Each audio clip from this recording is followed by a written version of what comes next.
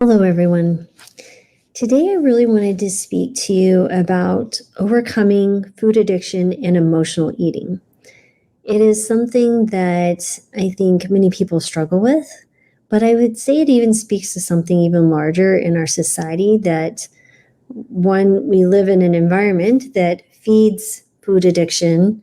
We live in a world that is full of stress and go, go, go, that we don't have time to sit down and maybe fully comprehend that we're dealing with stress, and we turn to the one thing that's very readily available and will feed that part of our physical being that will release dopamine to make us feel better, right? So if we eat these highly ultimate processed foods, we get into the cycle not only physically but mentally.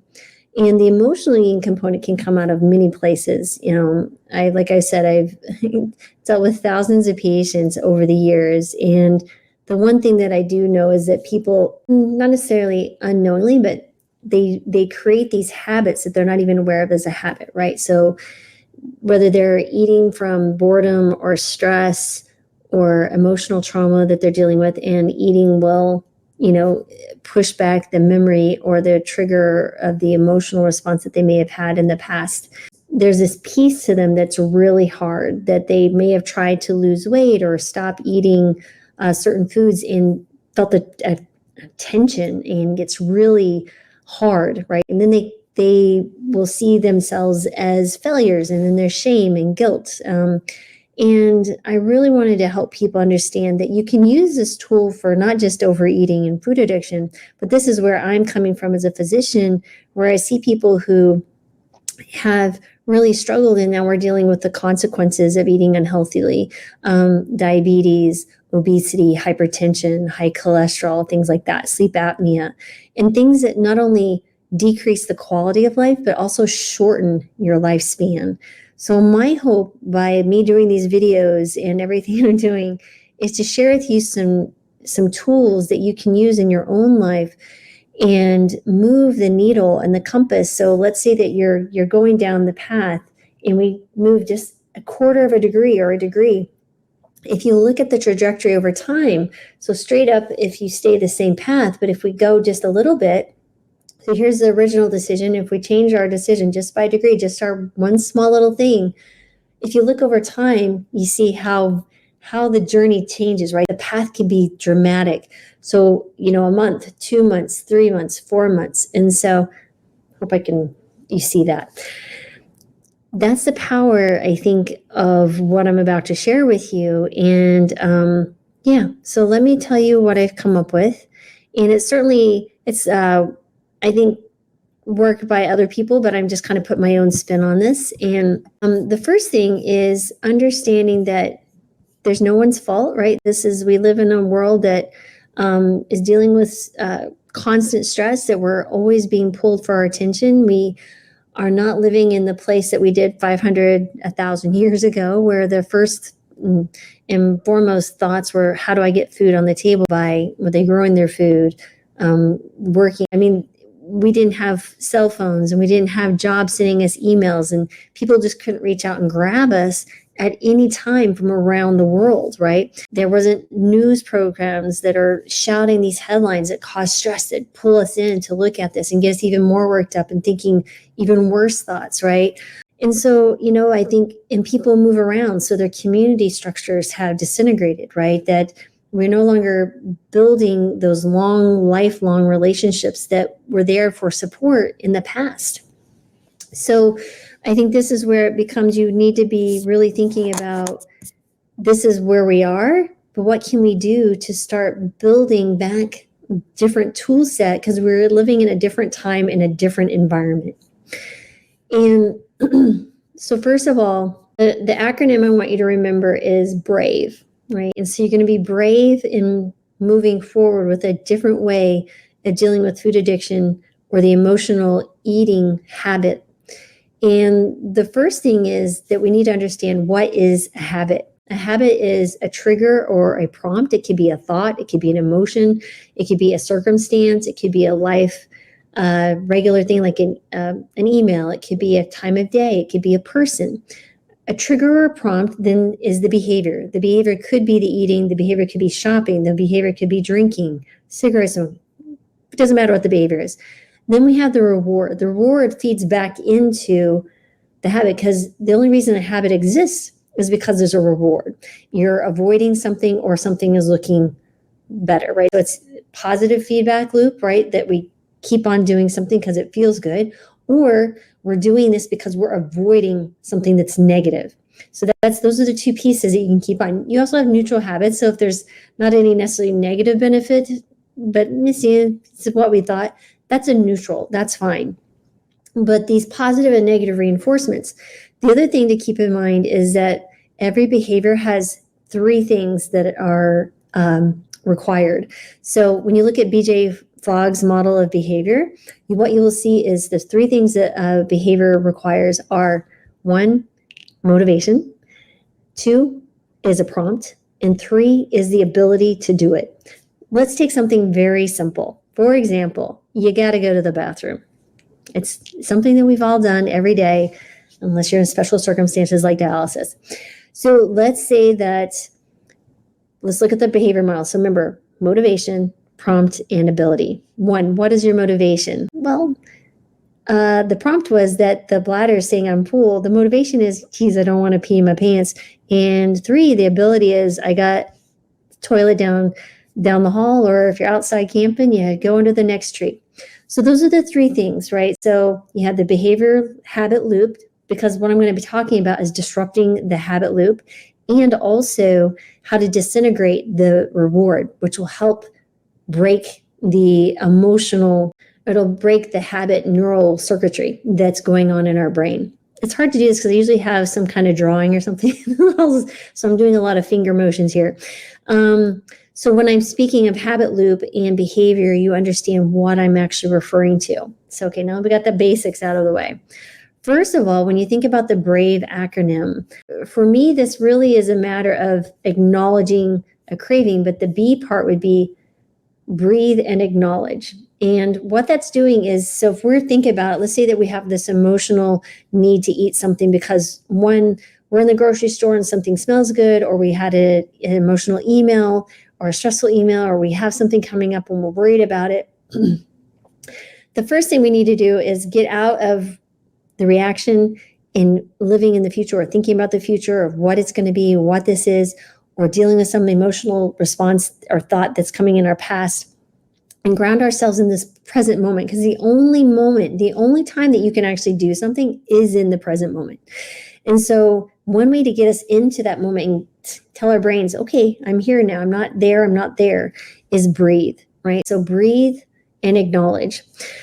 And actually take a breath, right? So you're breathing and acknowledging. What this does is allows you to recognize a craving without judgment, and you pause to take a breath, and that really brings you back in. Because when you're paying attention to something, it feeds it, right? So if you're paying attention to the craving, guess what? You're fueling it. You're giving it more energy. So the tidal wave of the craving gets stronger. And so what we're going to do is pull the attention down, pull it into our breathing, because when you are paying attention to your breathing, guess what? You've actually become present in this moment. So breathe and acknowledge. Recognize a craving without judgment. Pause to take a breath, and bringing awareness to the present moment. Okay. Number two, or R, you're going to return to the now, right? So you use your breath and senses to anchor yourself in the current moment and reducing the intensity of the craving. So when you think about this, it's really about, first you did that first breath and you acknowledged, okay, I see that. I'm going to take a breath.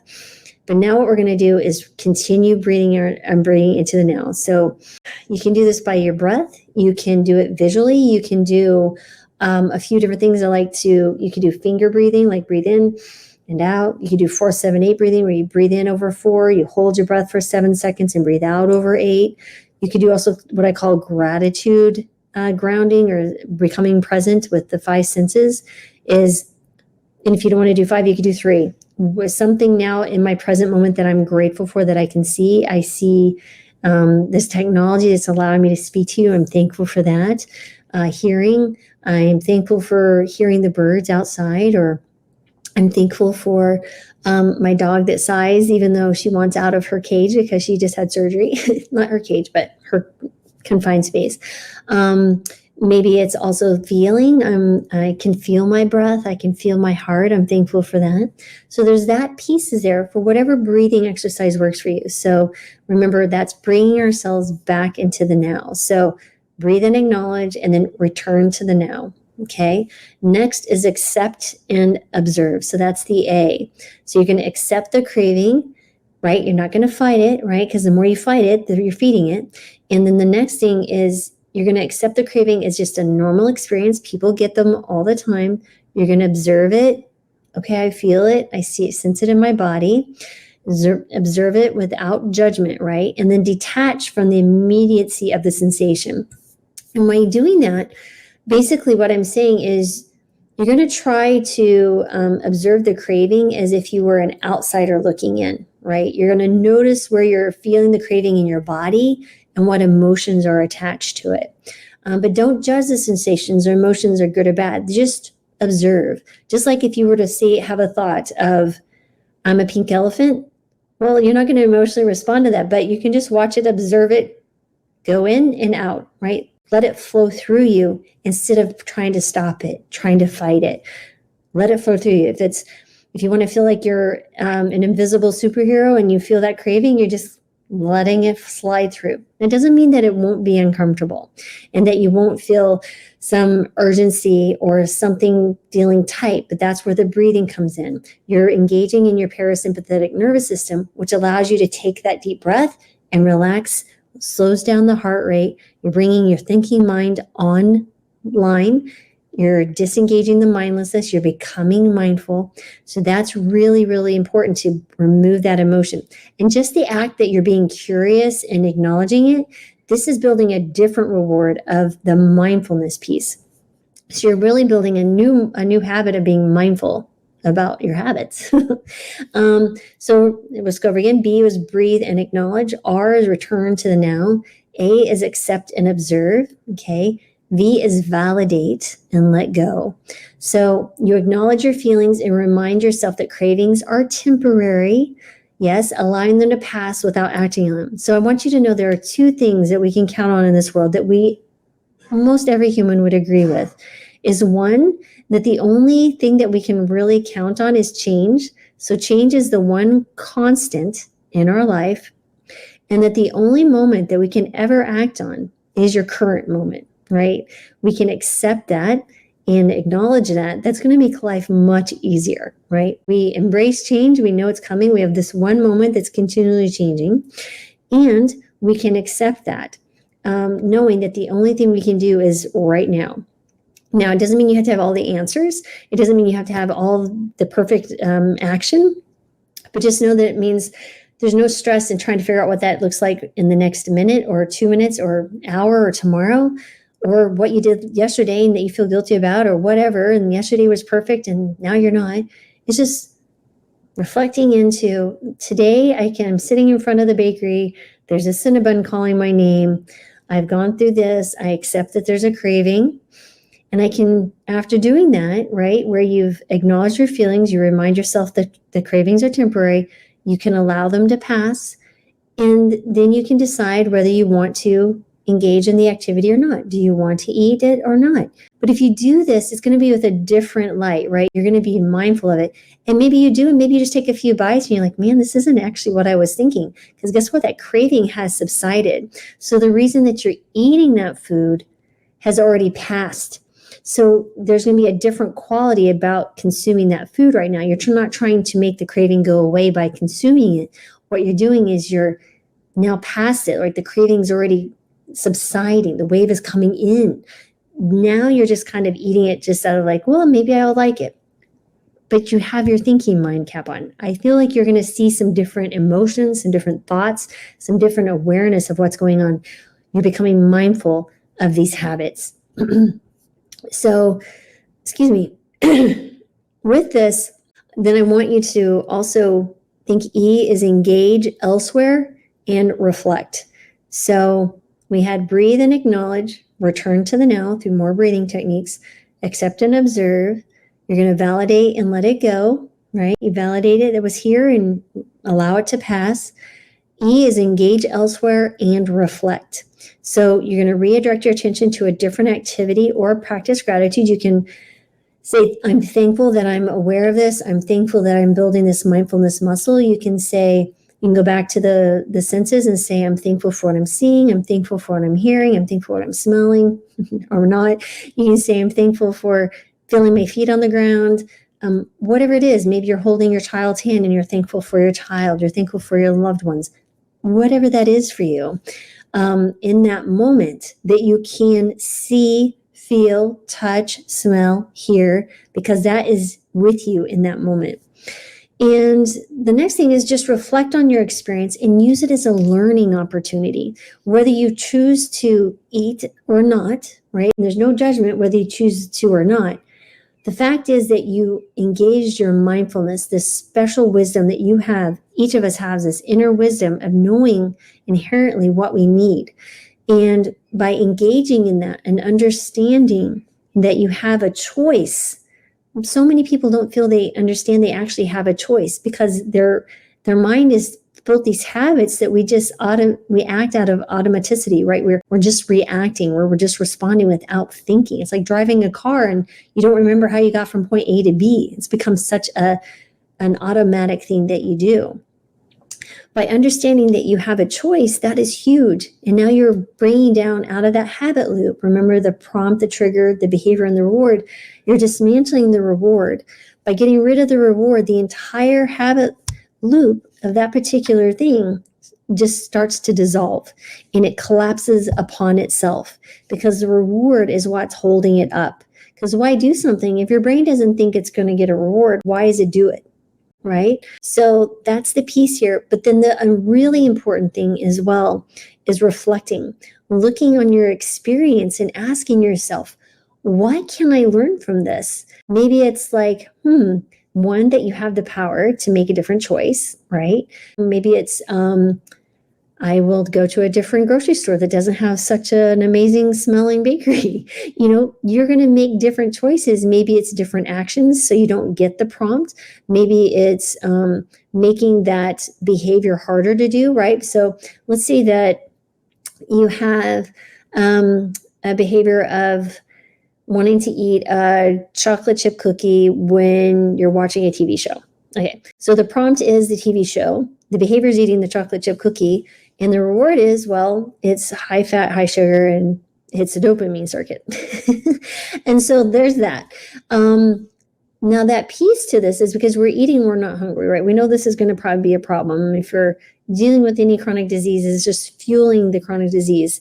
So what we want to think about is like when you're sitting there and you're eating this cookie, what's interesting is that you can make it harder to eat the cookie by not having the cookies in the house. So now we're taking the behavior model, the behavior, motivation, and ability, and we're making it harder to do. So if you don't bring the cookie into your environment, you've made that piece of the variable really hard to do. So you're less likely to engage in the behavior. So you can also look at it that way. You can literally be the architect of your own behavior, of your own situation, your life circumstances, by thinking about it almost like a scientist, if that works better for you. So let me go over them one last time. It's brave, B, breathe and acknowledge. R, return to the now, returning with more breathing. Accept and observe. You're accepting that this happens. You're observing it, looking inward in your body, how you're feeling. You validate it and you let go. You let it flow right through you and engage elsewhere. And preferably even gratitude, because that alone is going to be dopamine driving. And then reflect, because now it's not a circumstance. Even if you chose to eat it or not, you're just using that as a learning opportunity. And so we're going to take the emotion out of it and just respond in that way. So, all right. I hope this was helpful, and hopefully you can build your mindfulness muscle by utilizing this. And hey, everyone, Boomer and Beyond Wellness, hello. Someone said hello from Fort Lauderdale, I'm guessing Lakes, or Lauderdale Lakes. Nice to meet you. But yeah, so leave comments below. Tell me if you think this would be helpful. I'm coming up with a psychology of weight loss course that will be coming out soon. This will be part of it. There's going to be 12 weeks. It'll be daily journals. It'll be monthly coaching with myself, live with whoever would like to join. And really think this could be quite powerful for everyone. So I'm thankful for you being here. Again, I just want to always share with anyone who spends time with me that you're giving me your most precious asset, which is time. And so I'm giving back to you. I want to send you my joy, love, and peace and abundance in your life. And know that I truly mean that. And I will continue to work on bringing you some more tidbits, hopefully helpful, to make your life better, everything else. So thanks, everyone. I really appreciate you, and have a good rest of your day.